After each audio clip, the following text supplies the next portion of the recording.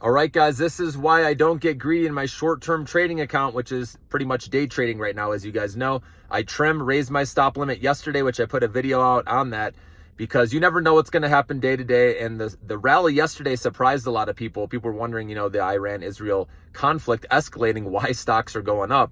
Oil prices obviously initially shot up, but then Monday they went down. And so that helped tech stocks go higher. And then today, oil prices going back up, which means tech stocks go down, because if there's higher oil prices, inflation could go up, it's part of it. But anyways, Trump, left the G7 summit early because of issues in the Middle East. He said that he had to attend to, so that worried some people.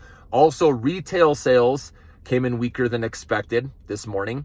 And then we have the Fed meeting tomorrow. So a lot of investors, as I've been telling you, are in a holding pattern until, Powell speaks. We all know it's pretty much 100% chance that's going to be a pause with interest rates. Okay. But it's what Powell says about the future. So if you hear him talk about an interest rate cut in July or September, that will be good for stocks to bounce. Okay. And the AI related names, as you know, are going to catch a bounce first. But this is why it's best and more stress free to be a long-term investor, right?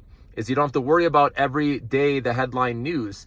Right? You can just hold through it all. And if you buy the big dips, regardless of what's going on, okay, and stay away from the headline news, that's where you're going to come out, long-term looking good with your portfolio, which again, we did that in, March, April, May, dollar cost averaging low.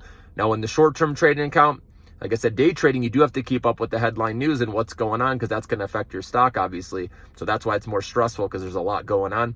But like I said, if you use RSI and you look at the news for the day, if you get fresh positive news and you're using RSI to make sure you're, catching it at a lower RSI, not when it's overbought, right? Closer to oversold, you're going to get better entry points. Okay. But for right now, guys, in my short-term trading account, I'm not doing anything until we clear through the Fed meeting, which I've been talking about.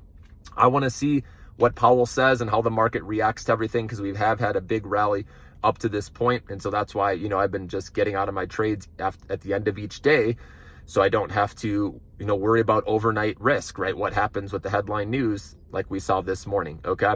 So keep that in mind. Don't be greedy when you do get those nice pops like yesterday. Raise your stop limit. If it decides to stop you out, whether you want, again, it's up to you if you want to just get out of your whole position that day. Remember, before market close, I get out of my position if my stop limit didn't hit, or you can keep it overnight if you want. It just depends, where we're at. And right now, after a huge rally, I'm not holding overnight, as you guys know, okay? I did hold with Chime, okay, in my short-term account, because I really did believe, that one would pop, and it did. So I got out of that one. And then, I have it in my long-term investment account as well. That's what I do. I play it in both accounts, guys, so then I can take my profits, don't get greedy in the short-term account.